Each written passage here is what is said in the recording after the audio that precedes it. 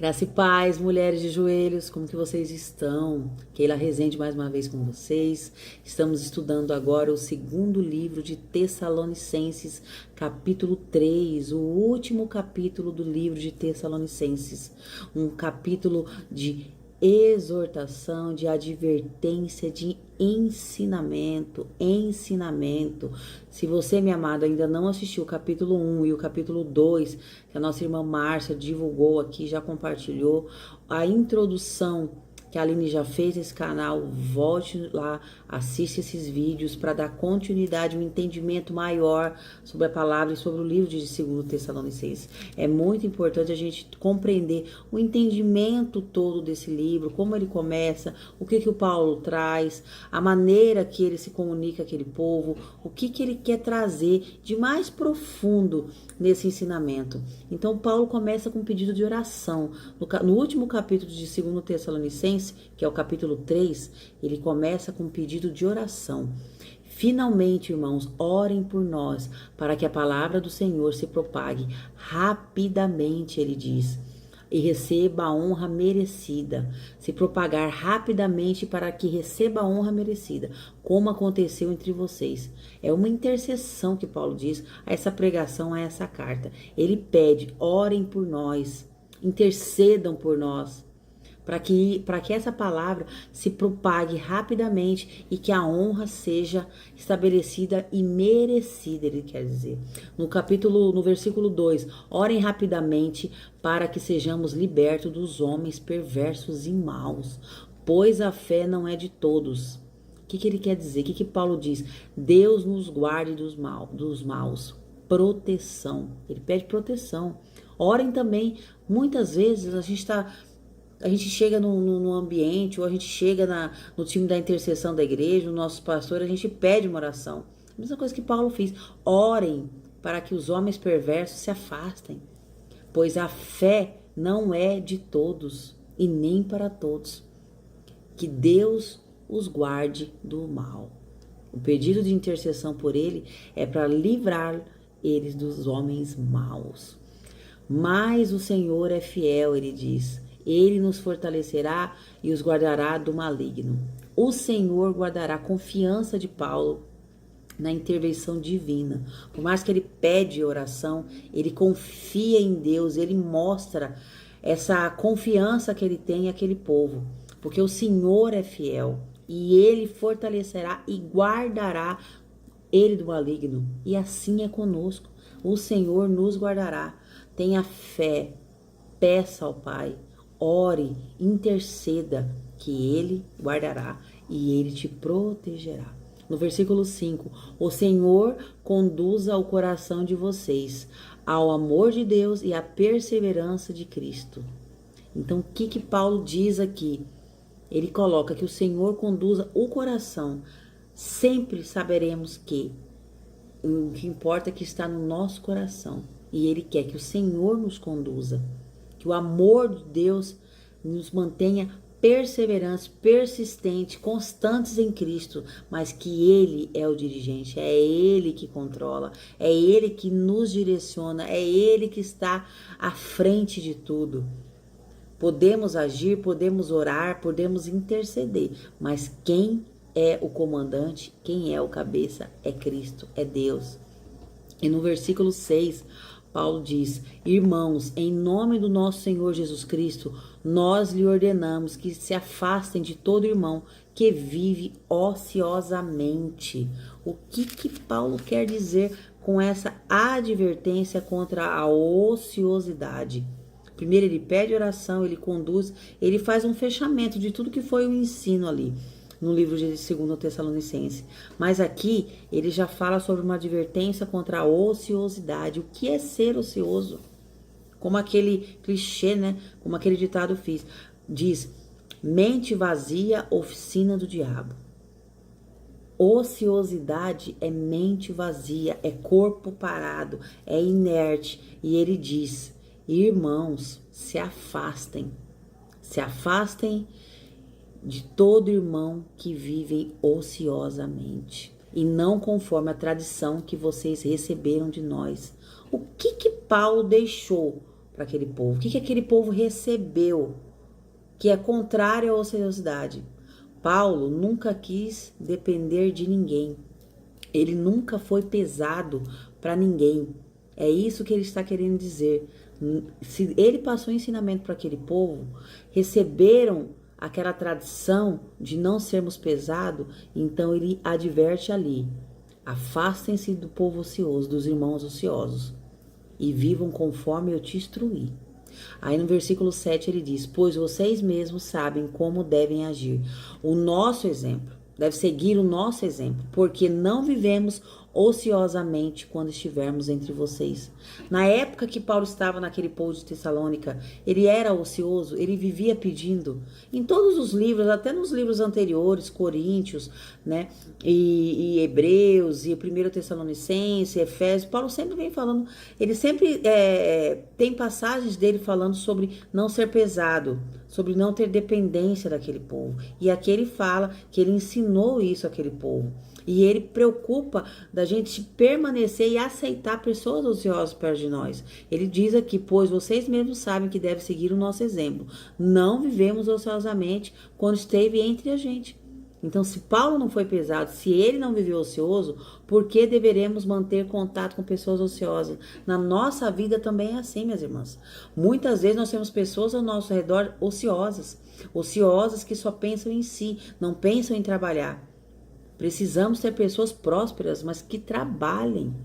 Deus quer a nossa prosperidade através do nosso trabalho e não sermos ociosos. No versículo 8 ele diz: nem comemos coisa alguma à custa de ninguém. Ao contrário, trabalhamos arduamente e com fadiga de dia e de noite. O que Paulo quer dizer trabalhe de dia e de noite? Porque ele trabalhou pregando o evangelho de dia e de noite. E nós também temos que trabalhar de dia e de noite para não comermos nada à custa de ninguém, para não sermos pesados a nenhum de vocês. Cuidado com aproveitadores. É isso que Paulo queria dizer: cuidado com aproveitadores. Não porque tivemos tal direito, mas para que tornássemos um modelo a ser imitado por vocês. Paulo queria ser uma boa referência. É isso que ele quer nos trazer. Não devemos nos associar com pessoas ociosas. Não deveremos permitir viver e ter contato com pessoas que se aproveitam de nós, seja na igreja, seja na vida. Tenhamos boas referências como Paulo foi para aquele povo. No versículo 10 ele diz: quando ainda estávamos com vocês, nós lhe ordenamos isso: se alguém não quiser trabalhar, também não coma. Olha a profundidade disso. Se você não quer trabalhar, como que você vai se sentar à mesa e comer algo que não é fruto do seu trabalho? Se somos ociosos. Está correto? Está correto sermos assim ou nos associarmos a pessoa assim?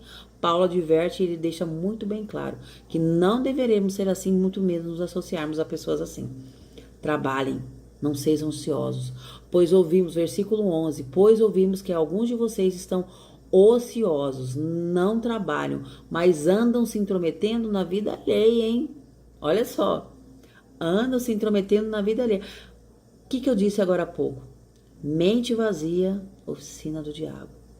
Em vez de ocupar o seu tempo trabalhando, estão cuidando da vida alheia.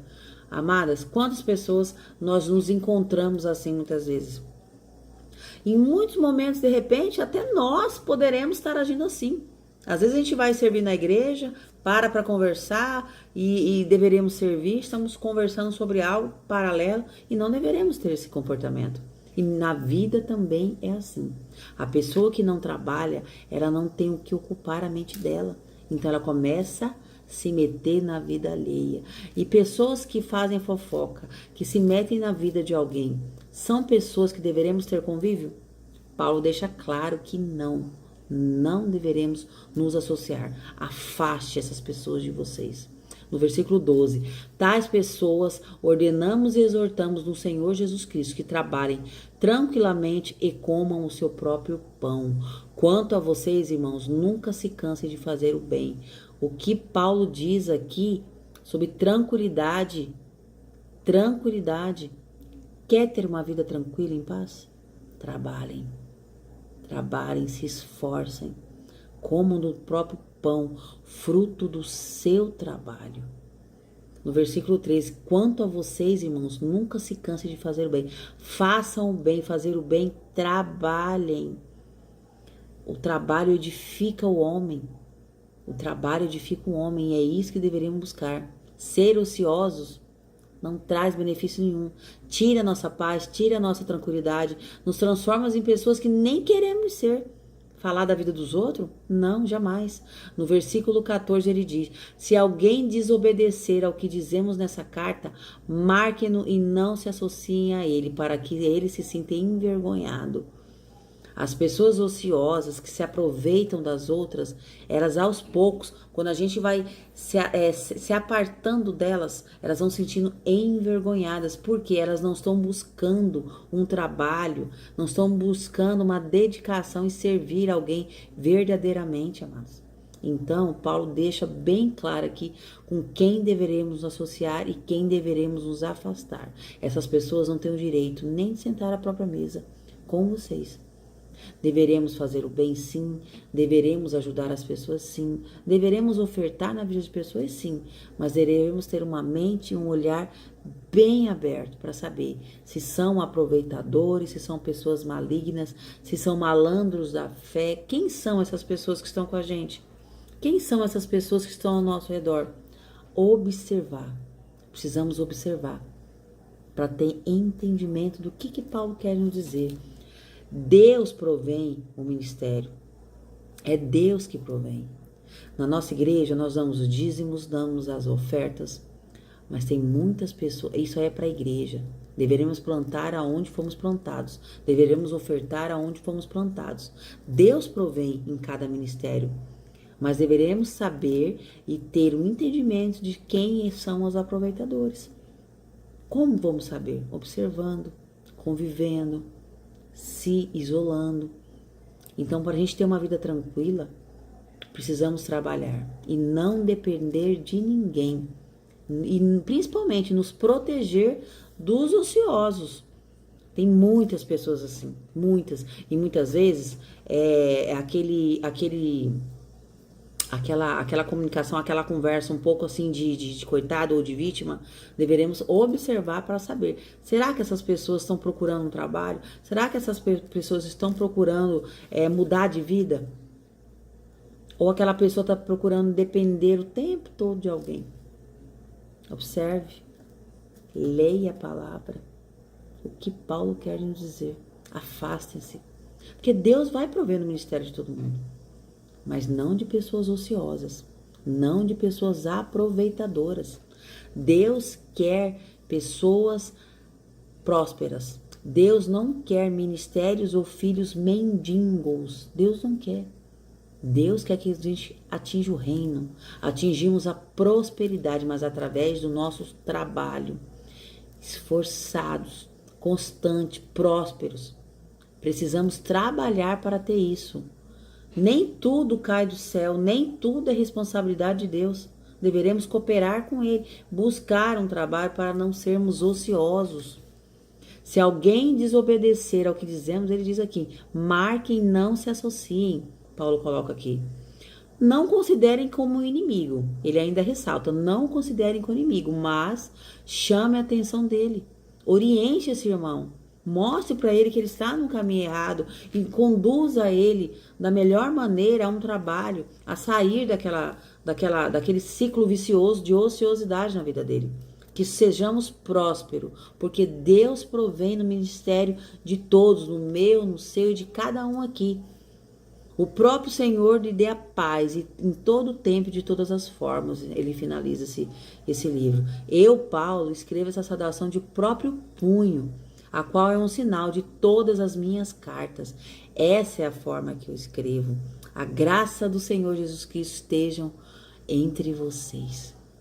Então, Paulo, ele sempre começa um livro, uma carta, ele nos exorta, ele nos ensina, ele nos direciona, ele nos traz alegria, ele nos traz ensinamento e no final ele sempre nos sauda para que o Senhor seja conosco, para que a graça de Deus atinja as nossas vidas e que nós sejamos cooperadores de Cristo para sermos felizes, para termos uma vida em paz, uma vida próspera, uma vida de romper, um renovo a cada novo tempo. Paulo dá o ensinamento, ele nos mostra como ser isso. Basta buscarmos na palavra o entendimento e o ensinamento e a aplicação de tudo que aprendemos no nosso dia a dia, minhas amadas. Que essa palavra, mais uma vez, chegue no seu coração com muito amor, que você possa ter muito entendimento sobre essa palavra, para que ela te abra os olhos, que você tenha um coração ensinável para receber humildemente as palavras que Paulo quer nos dizer, porque é o Espírito Santo que agiu na vida de Paulo, para que ele nos deixasse em cada carta, cada ensinamento, minhas amadas. Não perca o próximo capítulo, os próximos estudos do Projeto Mulheres de Joelhos. Está ficando cada dia mais lindo. Um beijo, fiquem com Deus.